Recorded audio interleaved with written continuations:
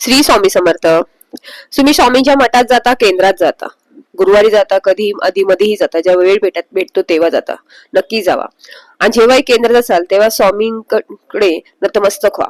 नतमस्तक होणं म्हणजे तुमचं बाहेर कोणतं पद आहे, तुम्ही कोणत्या पदावरती काम करता, ते सगळं विसरून जा. तुम्ही गरीब मोठे काही ठेवू नका लक्षात, कारण की स्वामी आपली माऊली आहे. त्यामुळे माऊलीकडे मनसोक्त बोलायचं असतं ना, मनसोक्त त्यांच्या संग आपल्या मनातल्या सगळ्या गोष्टी सांगायच्या असतात. त्यांनी तुमच्या मनात काय चाललंय ते सगळं त्यांना सांगा. वाईट, चांगलं, आनंद, दुःख सगळं सांगा, कारण त्यांना सगळं माहित असतं. असं नाही की त्यांना माहिती नाहीये, पण तरी पण त्यांना सगळं सांगायचं.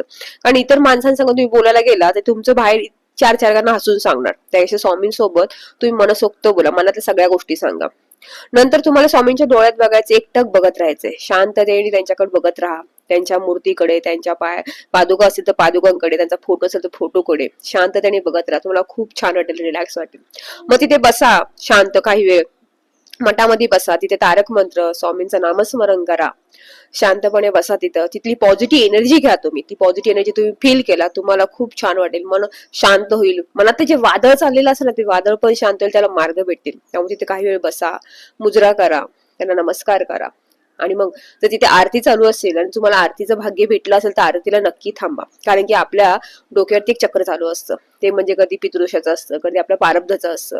त्या चक्रावर जर स्वामींचा जर दृष्टी पडली तर आपले ते सगळे बोलतात ना, ते प्रारब्ध जे दोष असतील सगळे निघून जातात आणि आपले भोग संपतात. त्यामुळं आरती जर तुम्ही 108 आरत्या जर अटेंड केल्या, जर 108 आरत्यांना जर तुम्ही गेला तर तुमचे नशीबवान तुम्हीच. तुमचे सगळं प्रारब्ध, तुमचे वाईट विचार, निगेटिव्हिटी सगळे निघून जातील. नंतर स्वामींच्या केंद्रात मठात काही काम असेल तर ते काम करा. छोटी मोठी कोणती सेवा असेल, कोणती सेवा, झाडू मारण्याची सेवा असेल, चपला स्टँडवर ठेवण्याची सेवा असेल, कोणती छोटी मोठी सेवा असेल ती सेवा करा.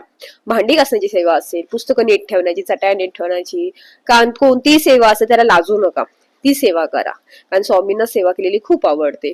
झाडू मारा, स्वच्छता, स्वामींना स्वच्छताही खूप आवडते, त्यामुळे छोट्या मोठ्या सेवाही करा. आणि नंतर निघताना परत स्वामींकडे जा, स्वामींना नमस्कार, त्यांच्याकडे बघा, त्यांना म्हणा तुमची अशीच कृपादृष्टी माझ्या सदैव राहते आणि तुमच्याकडे मला नेहमी बोलवत राहा. कारण त्यांच्या इच्छेशी आपण त्यांच्याकडे जाऊ शकत नाही, त्यांचं नामही घेऊ शकत नाही. त्यामुळे त्यांना प्रार्थना करा की सदैव मला तुम्ही तुमच्याकडे बोलत राहा, तुमची अशी कृपादृष्टी सदैव माझ्या राहू द्या. बघा तुमच्या आयुष्यात सगळ्या अडचणी दूर होतील, स्वामीमय होसाल तुम्ही आणि घरात सुख शांती समृद्धी नक्की येईल. अडचणी प्रत्येकाच्या आयुष्यात आहे, त्यामुळे स्वामींची सेवा कधीच सोडायची नाही, स्वामींची सेवा कंटिन्यू करत राहायची. श्री स्वामी समर्थ. श्री गुरुदेव दत्त.